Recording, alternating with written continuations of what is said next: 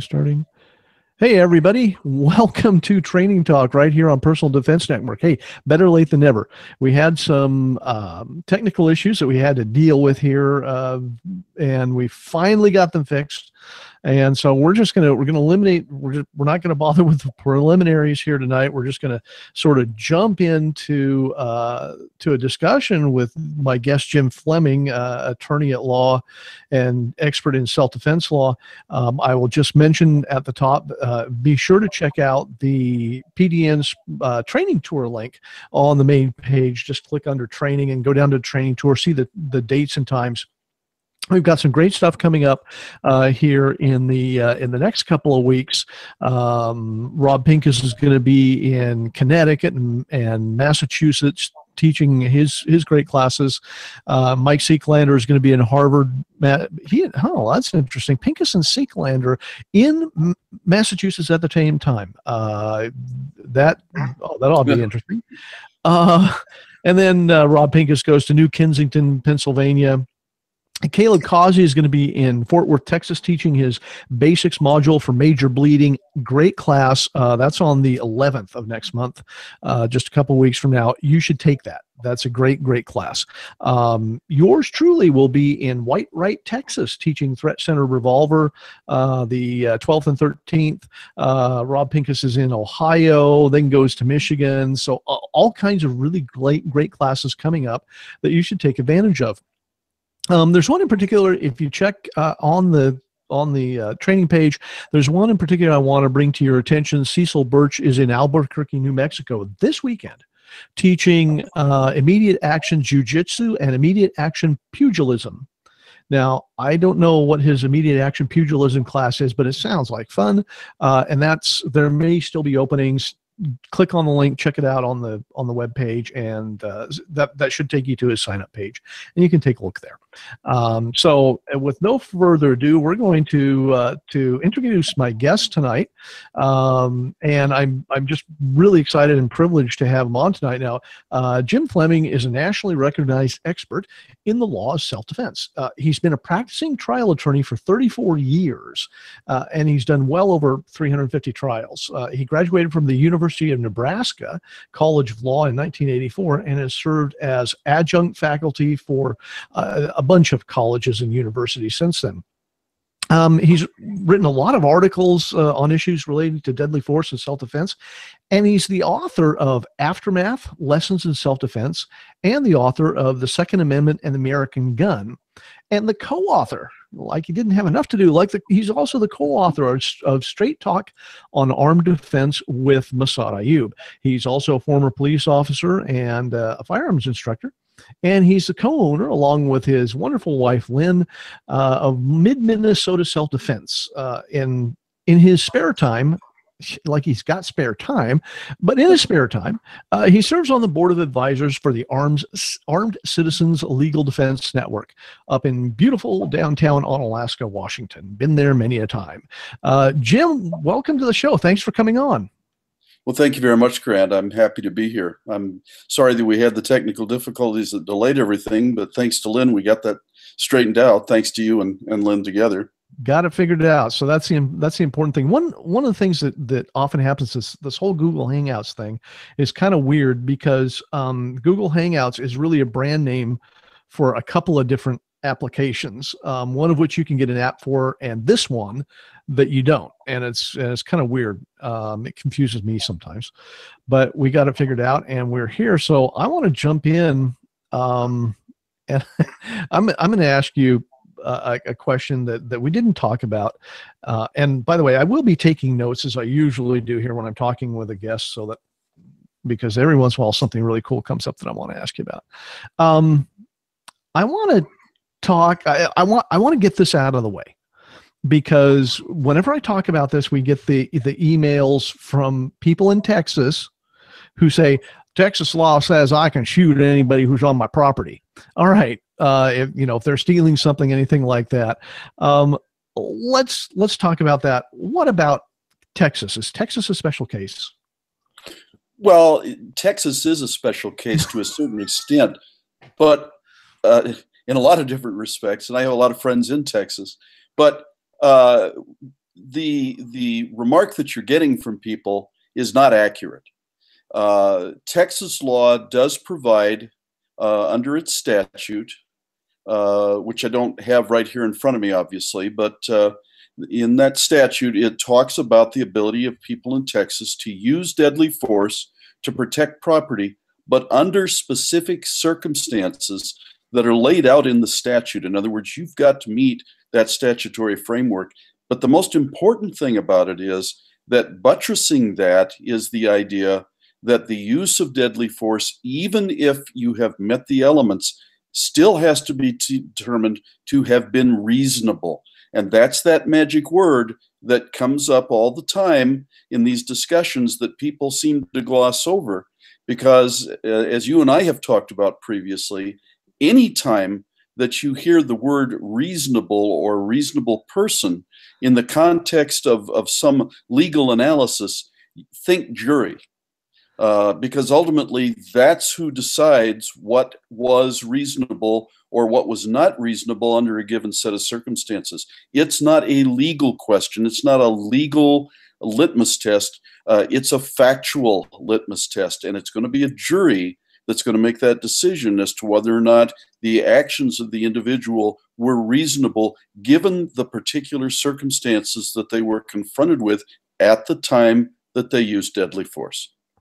So this idea of the reasonable person comes up again and again in all kinds of statutes, and not just obviously not just lethal force statutes, but it comes up again and again and again. Is there a working definition of reasonable person beyond just the people in the jury, or is it generally left to the process to get reasonable people? In other words, it's kind of an amorphous sort of term.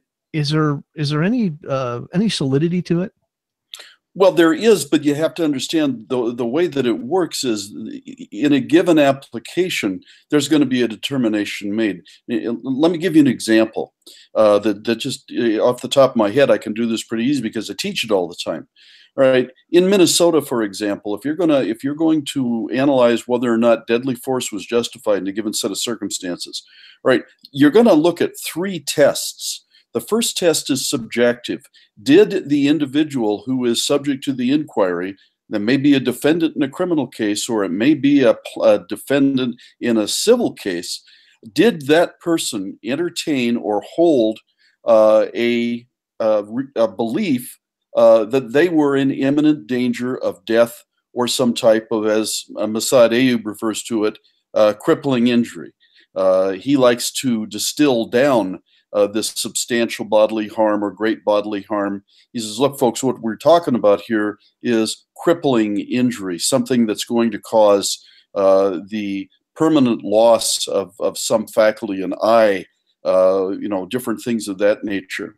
All right, so the question is subjective. Did this person believe they were subject to that threat?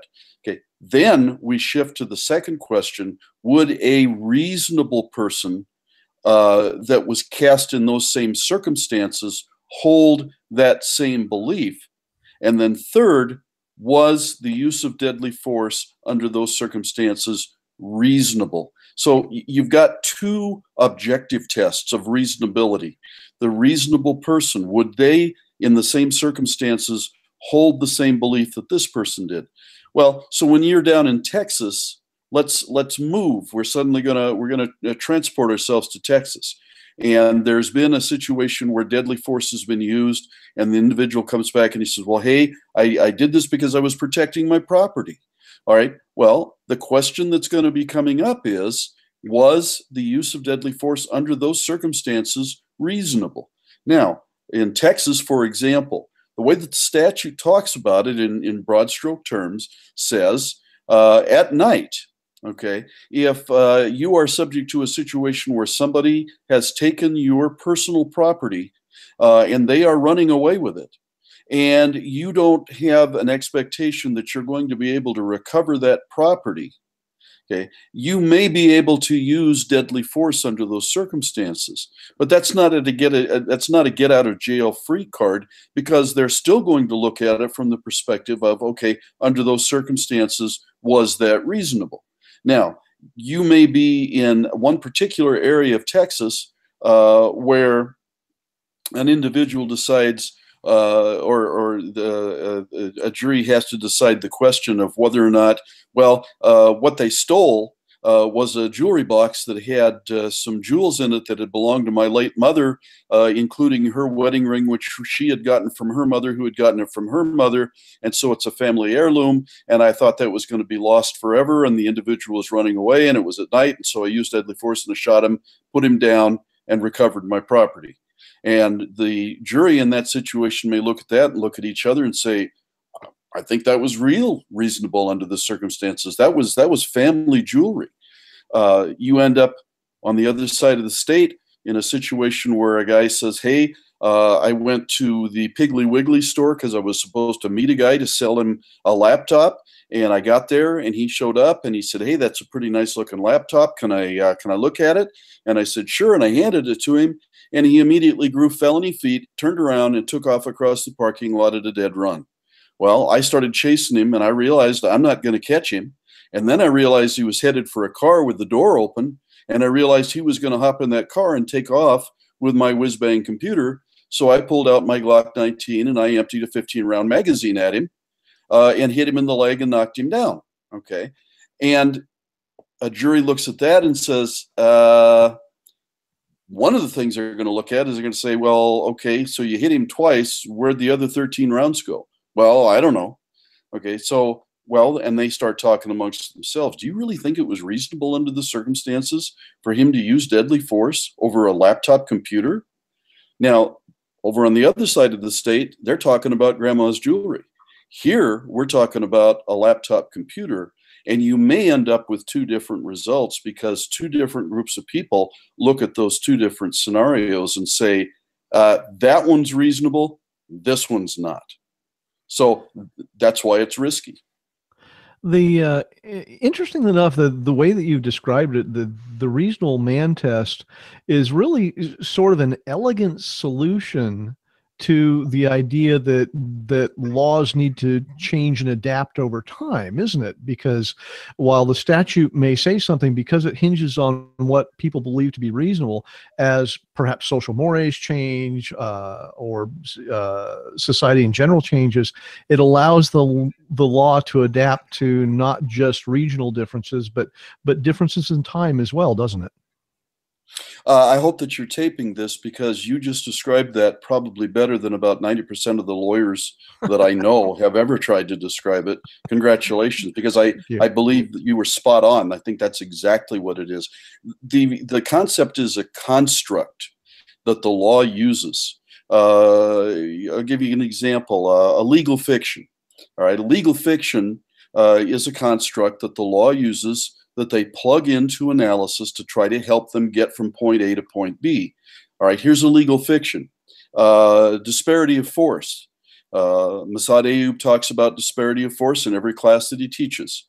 All right, now if you go out into the case law and you try to find that terminology, disparity of force, you won't find it. I know, because I've been looking for it for 5 years and I have yet to find a single case.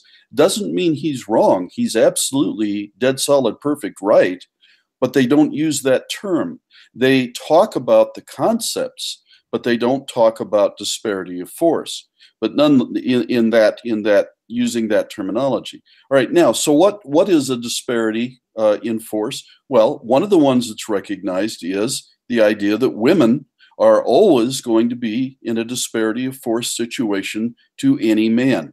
And the concept is because men have genetically greater upper body strength, and we're the hunter-gatherers, despite the fact that women have better hand-eye coordination and tend to be better marksmen than men are. We still have this idea out there, okay? Now, I'm talking in a class, and I've got Sheila, and Sheila has been working very hard because she's going to be going out and she's going to test to see if she can get into SEAL training. All right, Sheila's 5'11". Sheila weighs 178 pounds, and she is dead hard. Okay. And she looks at me and she says, wait a minute, you're telling me that if you and I go up against each other, I'm at a disadvantage because you can overpower me? And I have to look at her and say, Sheila, I wouldn't be able to stay with you in a fight for 13 seconds. Okay. But the law looks at it and says, hey, we have to develop this construct. And so we're going to have to put you with the larger group, despite the fact that you are not abnormal, but you are different than the rest of that group. Okay, so that's the construct. It's a legal fiction. So the reasonable man is another example of a type of legal construct that's used. And you said it better than anybody that I've heard in quite some time. The idea that it's flexible, that it can grow and it can be molded and it can change with social mores and expectations of society. So it's not just this rigid thing that always looks like this rock. It can look like a number of different rocks at given points in time. That's it for those who are in Texas or perhaps in some other states that have what appear to be more lenient laws with regard to this idea of the use of deadly force and property. For you folks out there, it's important that you understand this idea of the reasonable person, because that's that little detail that can change the entire interpretation of your case literally on a dime, as I hope you've gathered from the discussion. So Jim, I guess back to kind of a big picture topic, when it and perhaps, and this may be another Texas question, I don't know, but in your mind, when you're talking about talking to people about the use of deadly force to protect property, what is the most common misconception, do you think, that people have about that? Probably something that you hear a lot when people discuss it, because what you hear them saying is, well, under these circumstances, I can shoot or I can use deadly force. And it's the emphasis on the can. And, you know, there are a number of different people around the country that you and I both know. Hank Shepard, who is the moderator for the Armed Citizens Legal Defense Network Facebook page, goes into great detail and constantly reminds people there's a big difference between can and should and must. And he and I believe you as well, also all hold to the idea that when you're talking about deadly force, you're talking about a must situation. Anything less than a must situation, probably not a good idea to use deadly force. Must means I have got to use deadly force to protect my life, right?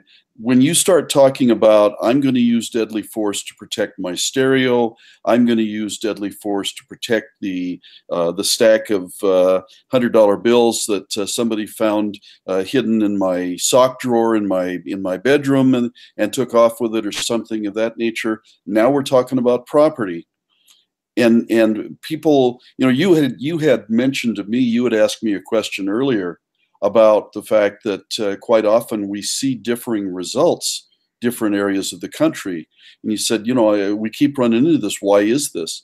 Well, because the law is written by human beings. The law is interpreted by human beings. It's administered by human beings. And within that large family, you're going to have a lot of different types of perceptions on what should and what should not take place. So the concept that, well, if somebody's taken my property in the state that I live in, I can shoot them. That's probably not the way that you want to approach it. You want to approach it from the perspective of, all right, irrespective of whether I can, because I've got the gun in my hand, I've got my finger on the bang switch, and I've got them in my sights. Can I shoot them? Yes, I can. All right. The question is, should I shoot under those circumstances? Because even when you're right in a situation like that, you can wish that you hadn't been right, simply because of the amount of hell that you're going to have to go through to vindicate that right. And I'll give you an example. So I'm representing this fellow, He had gone to a shopping center. He'd done some shopping, bought some underwear, some deodorant, some toothpaste, a couple of things. Went back to the apartment that he was sharing in a large house with a number of other people. Went back to his room, was putting his stuff away, and within a couple of minutes, he heard a very loud banging downstairs. He went, opened his door. It was extremely loud. That bothered him. He went and he got his 9mm, and he went downstairs to investigate. And as he's coming down the stairs, he can see the front door of the house. And about that time, the front door of the house literally explodes off the hinges and flies into the living room. And through the door steps a fellow who is 6'8" and weighs 365 pounds. Now, my client is 5'6" and weighs $120. Okay. And so here he is, and he is looking at this guy, and the guy's enraged. His blood vessels are engorged. His face is red. He's got hate in his eyes. And my client says, I don't know who in the hell you are, but you need to get out of my house. And the guy immediately charges at him with his fists doubled up and starts beating on him. And this evolves into a pattern where my client is literally running around the house trying to get away from this guy. And the guy is chasing him around, never says a word, beating on him. My client runs into the bathroom, finds the owner of the home, a woman, a 54-year-old woman, in the shower. And she's immediately upset because this guy has just come barging into her bathroom. And he says, I'm trying to get away from somebody. And about that time, the guy outside the door literally almost takes that door off the hinges. She starts screaming. And they're in there in this small bathroom. The guy's trying to get through the door. Eventually, he goes away. The fellow says, I'm sorry, I'm sorry. He opens the door. He walks out. He walks back into the living room. Here's the guy. The guy comes at him again. So he runs out onto the back deck of the house, turns around, and as the guy comes through the door, he suddenly remembers, I've got a 9mm in my hand. And so he shoots him once in the lower abdomen, and that stops it right there. The 6'8", 365-pound guy grabs his abdomen, says, that really hurts, walks off the deck, sits down under a tree, and waits for the ambulance to show up. Okay. Now, looks like a really, really dead solid, perfect self-defense case, right? Except for the fact that the prosecuting attorney charges my client with felonious second-degree assault, which is a very serious felony in Minnesota, means mandatory prison time. And I'm wondering what's going on here. And so I sit down with the prosecutor after he has gone through the grand jury proceeding that they normally don't do in Minnesota, by the way, under these circumstances. Grand juries in Minnesota are normally reserved for first-degree murder cases. This is a second-degree assault. The guy didn't die. But during the grand jury proceeding, the prosecutor who was in charge of the proceeding suggested to the jury that my client should have left the house and run out into the dark in the night to avoid having to use deadly force. And so I said to the prosecutor, I said, wait a minute, whoa, whoa, whoa. You know as well as I do, we've got castle doctrine in this state. He had no duty to retreat from inside his own home. What are you doing and why are you doing this? He said, we are sending a message. We do not want people taking the law into their own hands in this county. And, I thought, okay, well, this looks like a case that's going to end up going to trial. That's when I find out that my client had a previous conviction for stealing a snowmobile, which is a motor vehicle in Minnesota. And in Minnesota, the theft of a motor vehicle is a crime of violence. So my client is now a felon in possession of a firearm, which carries a mandatory 5-year prison term. And the prosecutor says, I'll tell you what I'll do. I'll dismiss the felon in possession of the firearm if your guy pleads to the second-degree assault, and I'll give him 6 months in jail. Well, what do you do under those circumstances? So my client, who had a very, very justifiable self-defense situation, suddenly winds up finding himself doing 6 months in jail.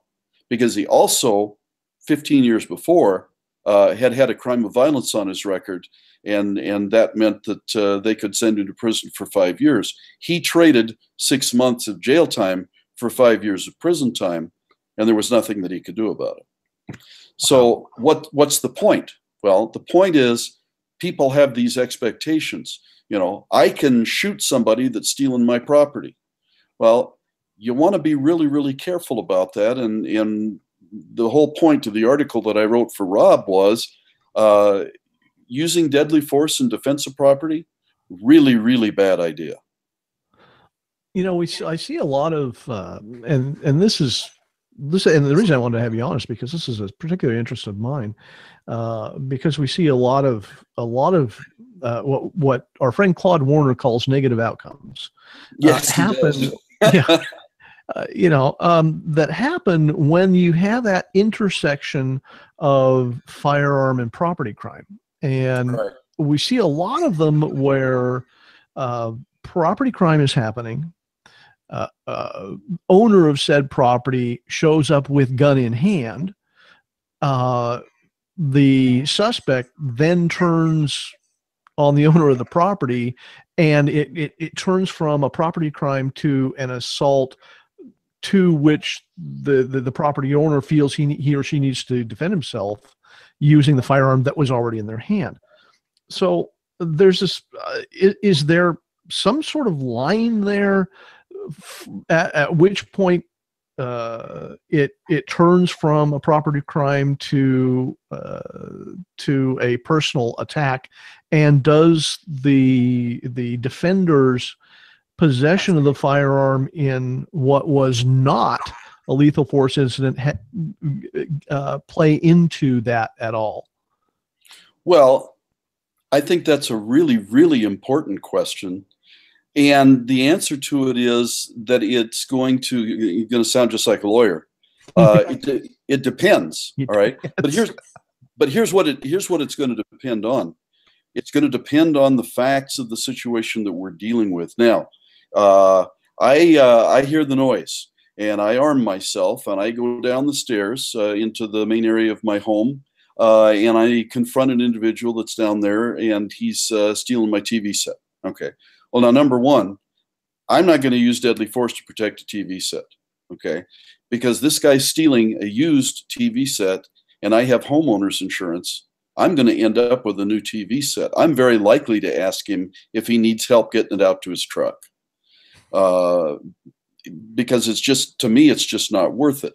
But if I go down there and there he is in my hypothetical situation. So, okay, so I bring the gun to bear in the situation, and I say to him, all right, I've got a gun. I want you to get out of my house right now. All right, just leave. Okay, I'll count to 30 before I call the police, but I want you gone right now. If the guy leaves, all right, no problem. If he immediately then charges me, we have turned a protection of property situation into a protection of life situation. Because if I'm holding a gun and he knows it and he charges me, what's he telling me?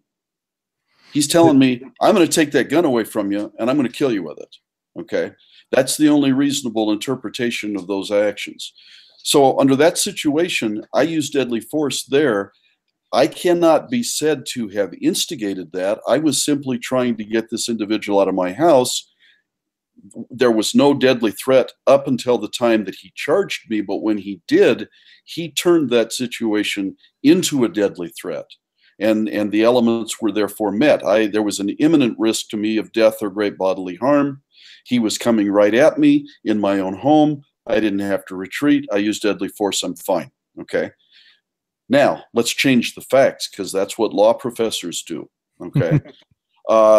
And so how we're going to change the facts is we're going to take the same situation, but now I've got the gun stuffed in my pants. Okay. And I go down and I find this guy trying to steal the TV set. And I run over and I grab him, and the next thing you know, we're grappling. Okay. And I suddenly realize this was a poor selection process on my part, because I'm not going to be able to overcome this guy. Okay. He's bigger, he's younger, he's stronger, he's faster, he's got more endurance, more stamina. this is going to go badly for me. All right. And so at that point in time, I pulled the gun and I end up shooting him. Okay. Was I justified or wasn't I justified? Well, you've got a much closer question. That could go either way, because remember, the whole idea behind the use of deadly force is self-defense is, in most jurisdictions, an affirmative defense. It is the affirmative defense of justification for an act that would otherwise be illegal. Okay, and the illegal act is shooting somebody. You don't just get to shoot everybody that upsets you. Lord knows, I'm 67 years old. If I could do that, there would be a trail of bodies leading clear back to Nebraska. But we don't get to do that. And so that's where the idea of the justification, the affirmative defense comes in. Yes, I shot this individual. There's no question. It wasn't Ted. It wasn't Bill. It was me. I'm the one that shot him. Okay. But I was justified in doing so because he threatened my life. So when you have the grapple that you suddenly realize that you're losing, and then you pull the gun and you use the gun and the individual ends up dying from the bullet wounds, now you've got a much closer question. So on the one hand, when there's distance between the two of you, there has been no physical confrontation, and the individual charges you and you use deadly force, cleaner question for a lot of people it's going to be. When the grapple starts and you realize that you're losing the grapple and you don't know where that's going to go, and you pull the gun and shoot under those circumstances, much closer question. Much better to stay away from the individual, order them out of the house, get somebody on the phone, call a 911, get the cops there as quick as you can.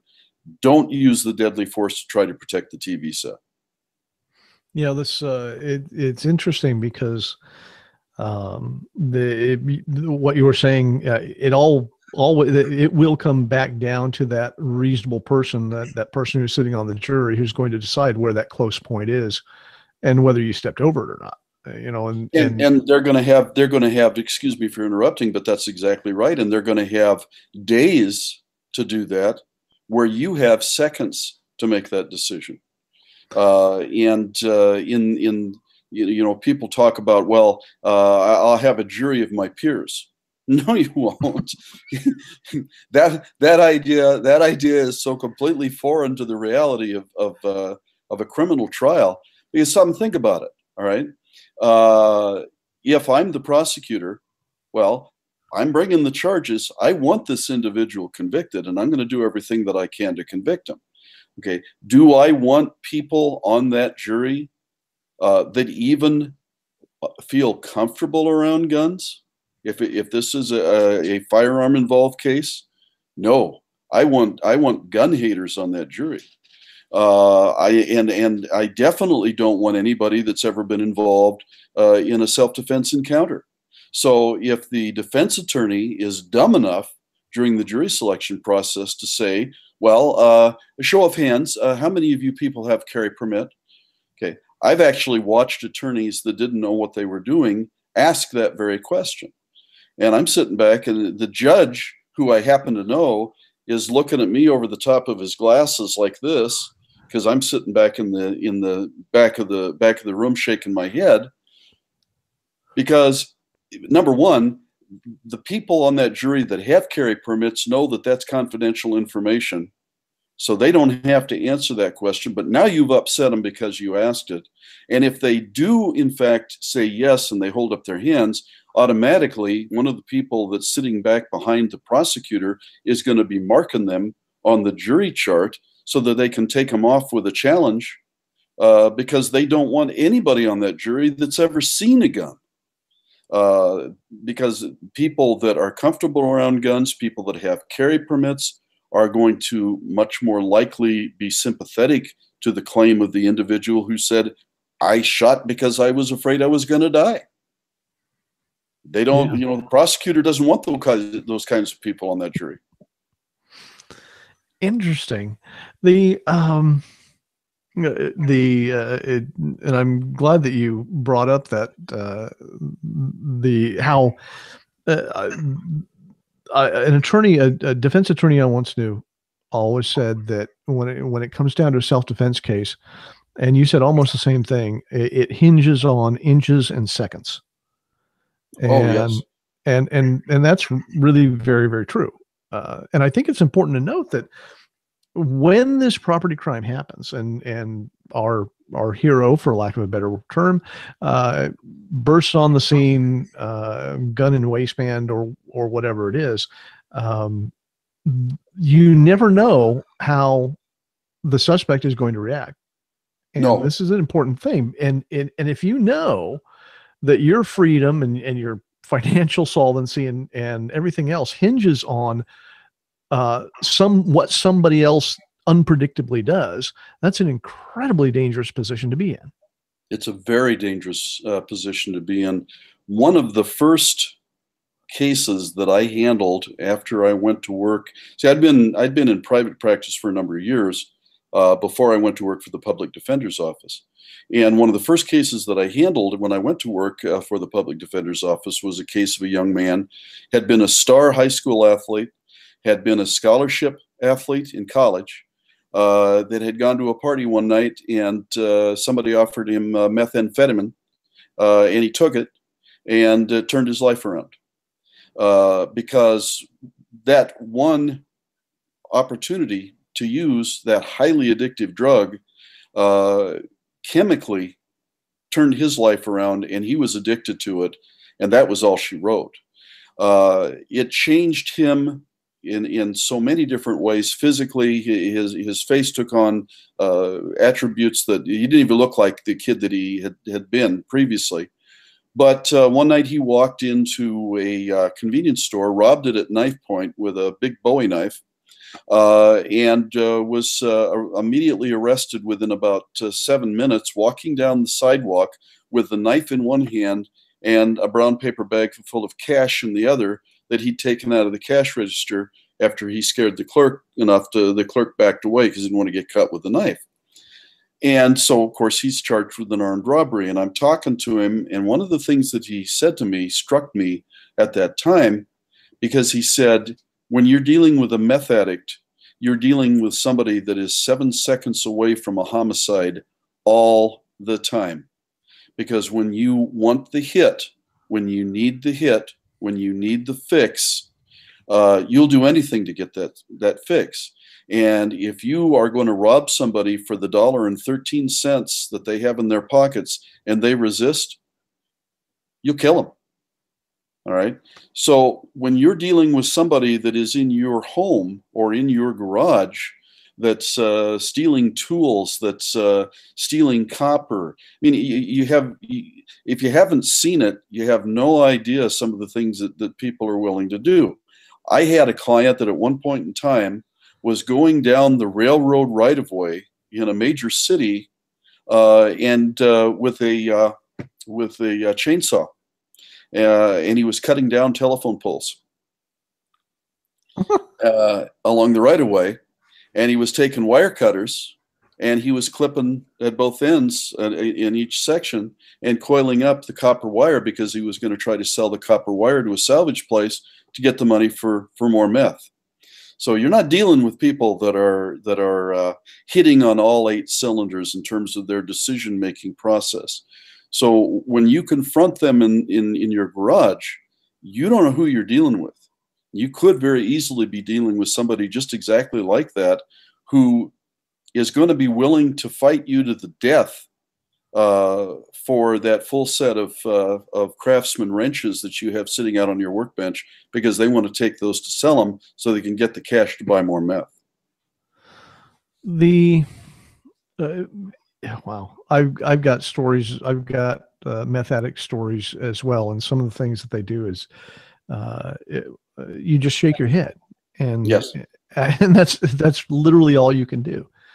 And around here we have lots of those people.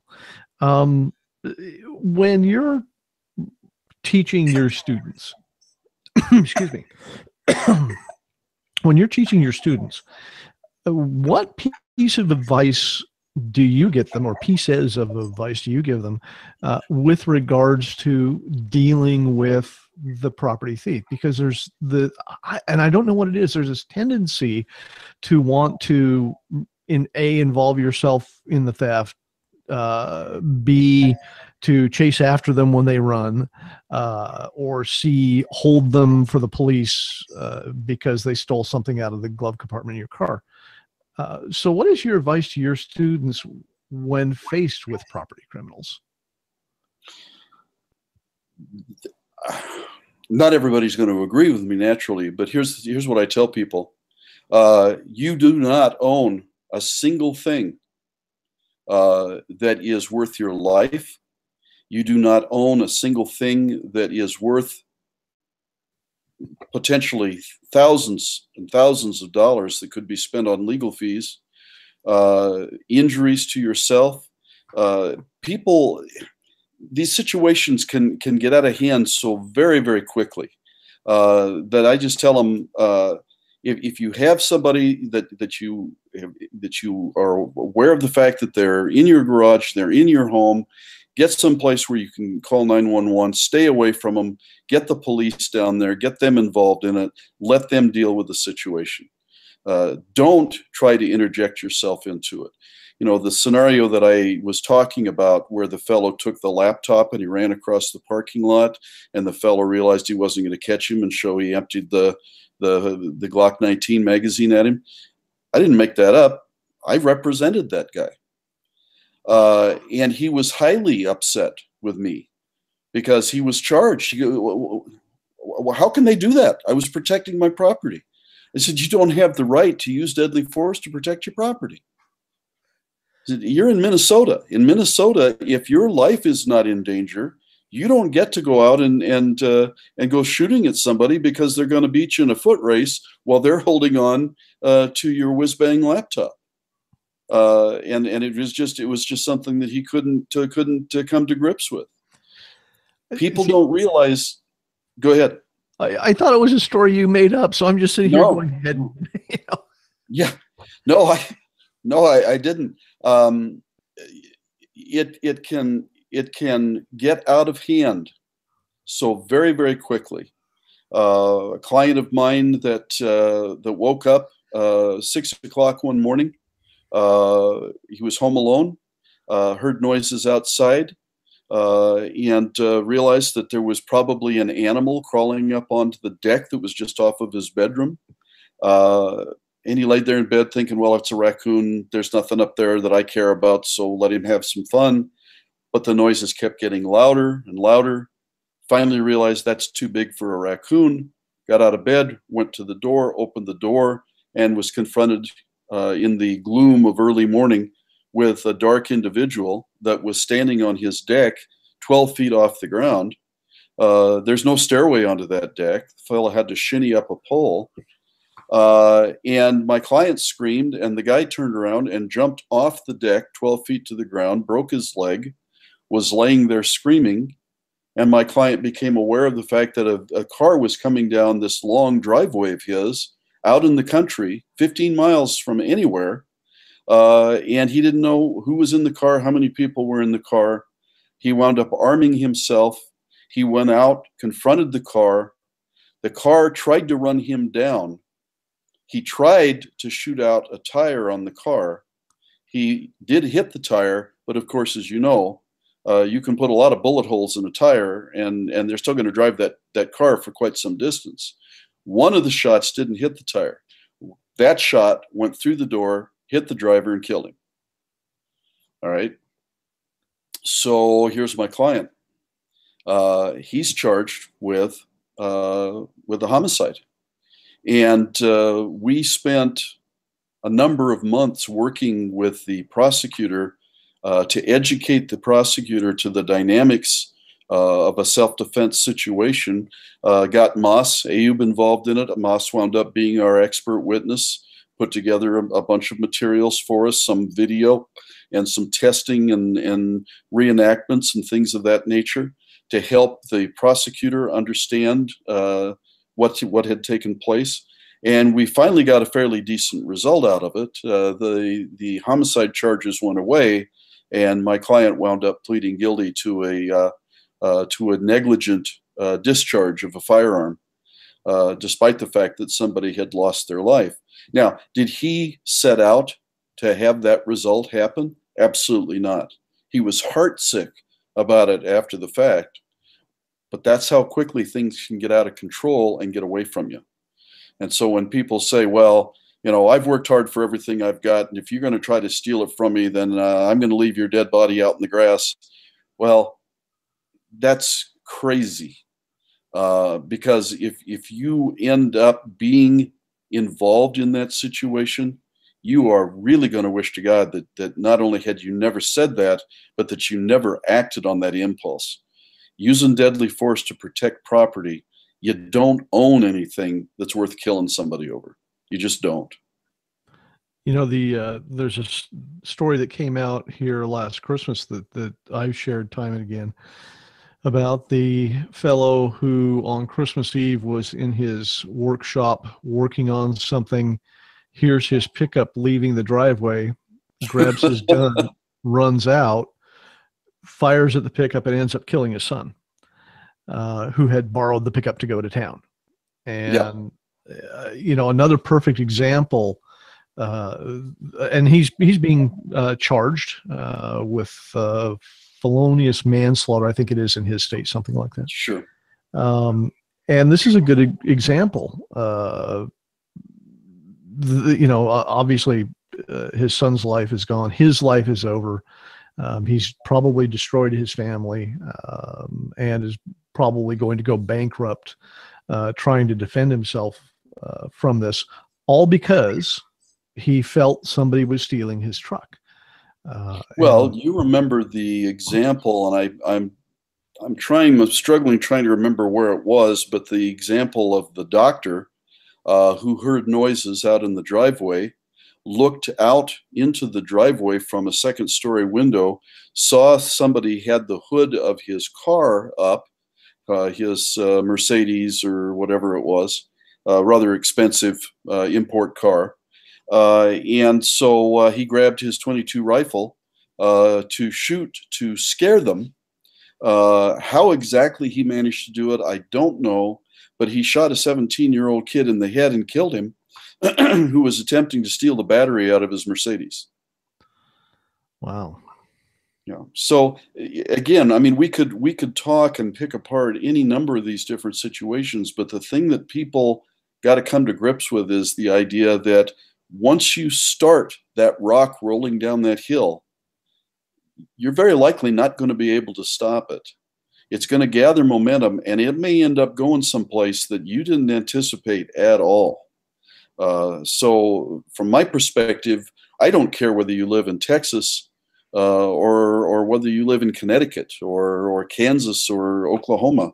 It doesn't matter. To me, the idea that you're going to use deadly force to protect personal property is just a really, really bad idea. Now, you get into the states where they talk about it in terms of, well, if the individual is attempting to commit on your property a forcible felony, okay? And you hear that term used a lot. And here's another thing that people really don't get their heads wrapped around the way that they should. Depending upon where you are, that term is going to mean something, okay? But it may not mean the same thing in Colorado that it's going to mean in Kansas or that it's going to mean in Tennessee. Forcible felonies in different states mean different things. An individual who is attempting to abduct a woman to turn her into or to sell her in the sex trafficking trade, that's a forcible felony in Iowa. Okay, now I don't know how many crimes of that nature they have in Iowa, but apparently they had enough or have had enough so that the legislature has expanded the definition of their forcible felony to include that crime. But the point is, depending upon where you are, you've got to be thinking about it in terms of what does the law mean here, because the law is not uniform across the country. These deadly force statutes are different from state to state, and the idea that you can use deadly force to protect property within this narrow window of circumstances, that window can mean one thing in Wyoming, and it can mean something completely different in Oklahoma. So you've got to be very careful that you understand where you are and what the expectations are. Where you go to get that is from the lawyer that's going to be the one that you call if you ever end up in one of these situations. And I tell people constantly, you want to have the relationship established with that lawyer now. In fact, 11 minutes ago would have been even better. 2 months ago would have been even better than that, because you need to be able to have the relationship build up with this individual. People ask me constantly, say, well, how much is it going to cost me to have that kind of a relationship with you? You don't have to pay for that, okay? You tell me, I want you to be my lawyer if I end up in this kind of a situation. And then if you call me at dark o'clock at night, I'm coming. Well, don't I have to pay for that? Not until I get there. Okay, the idea, not the idea of the retainer, that's an old-fashioned idea. It's the idea that, well, I'll pay a certain amount of money so that that you'll be available. Okay, I'm available. And most of the self-defense lawyers that I know around the country are also equally available. You don't have to pay us to be available. Now, you may have to pay us for the services that we provide for you, but oftentimes some of the services that we provide for you are services that we don't charge for at all. You call me up and say, hey, next couple 3 days, are you going to have 15 minutes where I can stop by your office? I got to run something by you. Okay, fine. How about tomorrow? All right. Comes in, says, listen, I'm really concerned about this situation. If this situation develops, what do you want me to do? If somebody, if I see them walking out of my shed with my pull-on chainsaw that I spent $850 on, can I shoot them? No, I don't want you shooting them. I want you to let them take that chainsaw, because I've seen you try to start that. Okay, and it doesn't work that well to begin with, and you have insurance. We'll get you a new chainsaw, one that works better than the one that's being stolen. Do not do that. Okay, well, what do I owe you? A cup of coffee next time you see me at the bowling alley. Now get the hell out of here and go back to work. There's a lot of attorneys out there that do things exactly that way. It's building the relationship so that the client knows what to expect of you, but you also know what to expect of the client. One of my clients calls me at 2:30 or 3 o'clock in the morning. They're not going to say, well, Jim, I just got involved in a situation and I had to shoot some guy, and my wife's really upset because he bled out on the carpet, and now I'm down at the police station, and they want me to tell them all about what I did and how scared I was and everything else. That isn't going to happen. That conversation is not going to happen. The conversation is going to be, Jim, this is Phil. That situation has developed. I'm down at the 4th precinct. Okay, that's all that's going to be said. He's going to hang up the phone, or she's going to hang up the phone, and I'm on my way. Now, when I get there, I'm not going to be dressed in a $700 suit. Number one, I don't own a $700 suit. But I may be there in a sweatshirt and a pair of cowboy boots and blue jeans. Okay, it's 2:30 in the morning. You're not paying me for how I look. You're paying me for how I think. All right, I want to get there as quick as I can, because between the time that you end up having your initial contact with the police and the time that I get there, the only thing I want you saying to the police is, I will not answer any questions or provide any statements until my attorney is present. And I get a lot of blowback from people on that. Say, well, no, you should give them details. No, I don't want you saying anything other than that until I get there. And then, of course, I go on in my lectures and in the book, and I explain why that's so terribly, terribly important. But so that's why you need to have that relationship established with that attorney so that the attorney knows what to expect from you and you know what to expect from the attorney. I'm glad you mentioned that, because I think a lot of people do have a misconception about attorneys and retainers and all that kind of thing. And so I'm glad that you went there with that, because that is important. In fact, I remember when I first heard this information was back in the early 90s, when I took my first class from Massad Ayub, which was then Lethal Force Institute. And that was his recommendation as well. Get to know your lawyer before you really need him. And I think that is phenomenally good advice, and one that piece of advice that I've given a lot of other people over the years as well. We're about out of time, and so I want to give you an opportunity to tell people what you do, where you're located, and I want to hear about the books you've written as well, really quickly. Why don't you tell us about that, and how people can get them, and how people can get in touch with you? All right. I am a practicing attorney located in central Minnesota. I'm in the Monticello area, but I practice, handle cases all over the state. And in addition to that, I also work 3/4 time for the State Public Defender's Office as a criminal defense lawyer. And so I can be reached at Jim Fleming Law in the Monticello, Minnesota area. People can look up our website and they can see how to make contact and that type of thing through that website. As far as the books are concerned, I had written a number of articles over the years for a number of different publications, including the Concealed Carry magazine. Kathy Jackson, the Cornered Cat, was the one that got me involved in that originally and invited me because I had met Kathy at LFI1. And she invited me to contribute some articles, so I did.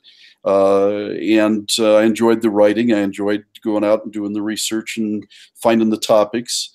So I did quite a bit of that. And then I was with Massad. We were doing a special training class that we were taking around the country, teaching attorneys how to handle self-defense cases. And he and I and Marty Hayes from Armed Citizens Legal Defense Network had put that project together, and we're taking it around the country doing it. And one night we were at supper, and I was troubled by something, and Moss, we're good friends, have been for a number of years, and he finally looked at me, he said, okay, he said, you got something on your mind, what's going on? And I said, well, you know, I've been thinking about this. I said, we are spending a lot of time talking to people about the right bang stick and the right ammunition and how to hold it and how to sight it and how to squeeze the trigger and all the rest of this stuff. I said, you know, the one thing that we're not spending any time talking to these people at all about is what's going to happen with them 5 seconds after those guns stop going off. And he looked at me and he said, well, you need to write that book. And I said, well, and he said, no. He said, look, he said, you're the attorney that handles the criminal defense cases. You're the ex-cop that used to go on the calls. And you're the self-defense trainer that trains these people on the use of deadly force in self-defense. He said, who the hell else is going to write that book? And I said, well, yeah, you're right. So I sat down and I kind of sketched out an outline for the different topics that I wanted to hit. And as I started getting into them, I realized I don't want this to be Jim Fleming Says, okay? Because there's a lot of people at that time that didn't know who Jim Fleming was and said, okay, great, you know. So what I did was I started going around the country to different people that I knew had met, and I said to them, I'm going to write this book. And I would like to have you be a chapter editor for a particular chapter in this book. Now, that included Hank Shepard. That included Mike Boersma. Included 2 good attorneys, actually 3 good attorneys here in Minnesota that are close friends of mine. And it also included Dr. Alexis Artwall. And I ran across her because I was doing research into the issues relating to the effects of adrenaline dump on memory and perception and things of that nature. And I realized I've got to have somebody that really knows what they're doing here. This can't be Jim Says. So I was reading some articles of hers, and I wanted to quote her, but I don't do that unless I got permission. So I was able to find an email address for her, and I emailed her, and I said, "This is who I am. This is what I'm doing. Can I use some quotes?" About 7 minutes later, the phone rang. She was on the phone. And she said, "I am so excited about this project. I think this is fantastic. Of course, you can use any quote that you want. I'm going to send you a whole bunch of stuff." And she lit up my email like a Christmas tree. And so I'm starting to chew my way through all of this. About 2 hours later, the phone rang again. It was her. And she said, "I just thought of something." She said, "Would you like to have me edit that chapter?" And I thought, there is a God in heaven. And so I said, I can't tell you how grateful I would be if you did that. And so she was the one that edited the chapter in Aftermath, dealing with the effects of adrenaline dump, which then springboards into why we tell people when you have been involved in this situation, because if you are under the influence of adrenaline and it has altered your perceptions and it is creating memory issues for you, you are not going to know that. And so what you tell the police at that point in time may or may not be accurate. And if it's not accurate, you're not going to know it. And once you've rung that bell, it's really, really hard to unring it. And so that's where Aftermath came from. And it's been well received. People contact me constantly and say, "Hey, I'd like to send a copy to you so you can autograph it for me." I'm happy to do that. That led to the second book, the Second Amendment and the American Gun. I have some very strong feelings about that. And so that book, it was designed to help people understand, where did the concept of the right to keep and bear arms come from, and how does the Second Amendment play into that? Because the right is not created by the Second Amendment. The Second Amendment is simply there. It was enacted and ratified to protect a pre-existing right. And the Supreme Court in various cases has talked about that as far back as the 1800s in the Cruikshank case. So that's what that's all about. As a result of that, Moss got in touch with me and he said, "Hey," he said, "I'm putting together a good bunch of people, and I would like to have you take a chapter in this new book that I'm putting together. Are you willing to do that?" And I said, "Of course, Sam, I'd be happy to." And so that's how I wound up collaborating with Alexis Artwall, several other really, really good people are involved in that project of putting that Straight Talk book together. And I was real happy to be involved in that project. Now, I know Straight Talk on Armed Defense is available on Amazon. Are your other two books available there too? Yes, they both are.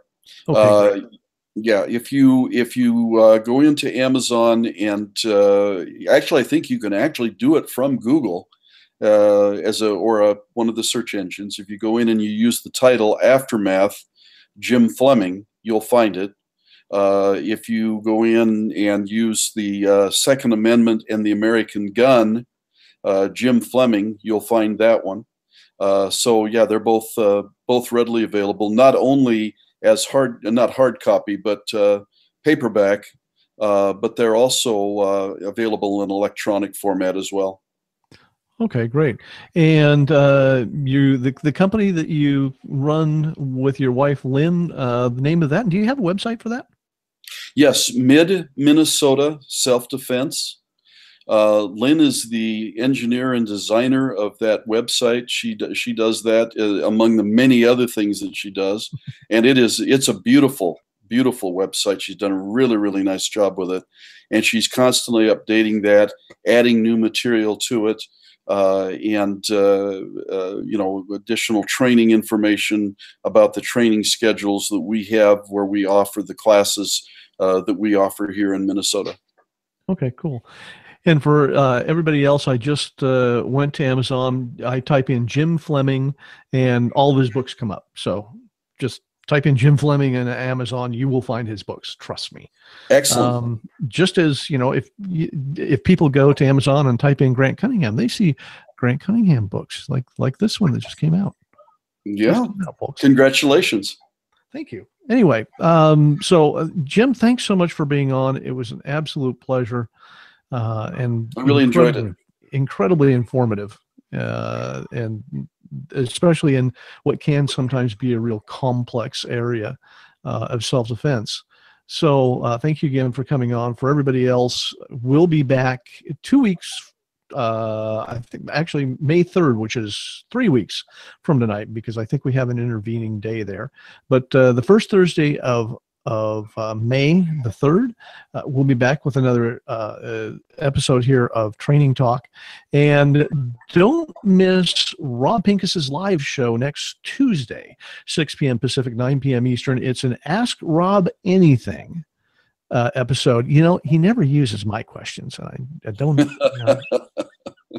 I don't know why, but he never uses my questions. I think there's something fishy there. But everybody, send in your questions and check that show out. Ask Rob Anything is always a lot of fun. And so we will see you again on May 3rd for another great episode of Training Talk. Good night, and thanks again, Jim. Thank you.